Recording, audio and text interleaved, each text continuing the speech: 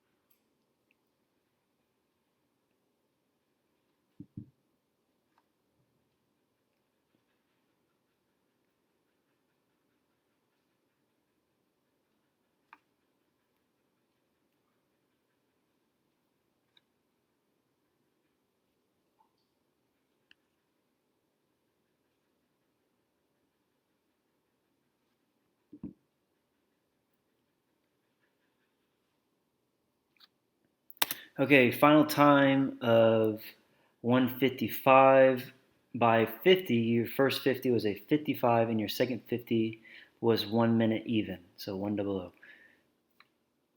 Split wise, I think that's pretty good. Being out 55 back 00 shows you're pretty consistent. The dive obviously gives you a few seconds there and some energy on the first 50, but I'm not upset about the splits. Now, taking a look here at the technical side of things with the start. Oh, let's back up a little bit more. So here, you're waiting on the block for the starter to say, take your mark. But notice where your feet are. And then he says, take your mark, and you have to then adjust and find where you are comfortable for the start. So you're just standing there, starter says, take your mark, you put the back foot, and you're starting to scoot the front foot forward, and you're getting set. When you step up on the block, immediately go here where you have that left, or is that your right foot forward, and then your left foot back, and then having the hands ready, kind of dangling there, ready to grab the blocks. Also, once the starter says take your mark, instead of having your eyes pointed here towards the water, have your eyes pointed back here, kind of towards this wedge where your back foot is. Okay, starter goes off. Nice job engaging the legs and the arms in the air.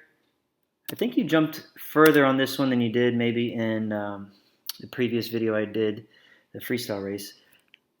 You do a nice job here getting in a streamline position with the upper body, but notice these legs back here are very bent and relaxed. Think about squeezing them together a little bit, pointing those toes, getting those legs together on the entry from the dive. Okay, here we do a pull out. I can't see the pull out really well, so I'm not going to say something I can't really definitively say. I noticed it one way or the other. So getting into the swimming here, real high tempo for maybe the first 25 meters or so. And then it starts to really slow down, and it exposes some things we need to fix. So, taking a look here on breaststroke, you're getting caught up with your hands close to your chest, and let's fast forward it. We're not in this glare.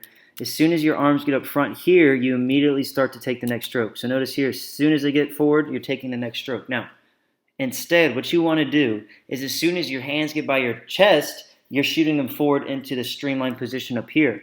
And then the part you can pause on is the part up here. Essentially what you want to do in breaststroke is be in the line position where your hands are up front and your feet are together as much as possible. But you want to propel yourself through the water, obviously. Okay, here's two-hand touch, turn, and a pull-out. We can work on a pull-out a little bit, getting some distance off that wall so we don't have to swim quite as far afterwards. Okay, but back to the stroke itself.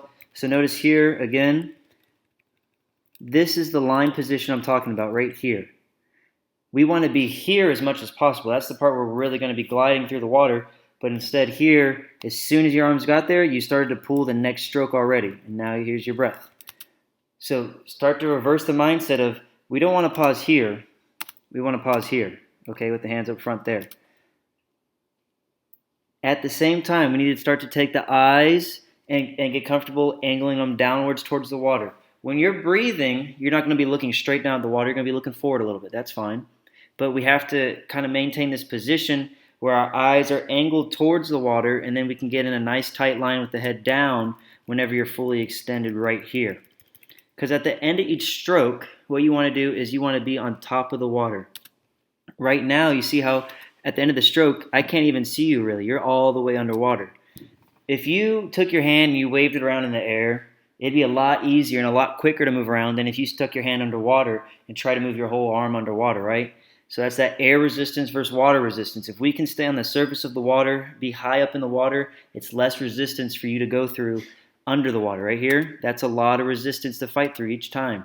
So we want to be high in the water. We want to make sure we're pausing up front as opposed to by the chest.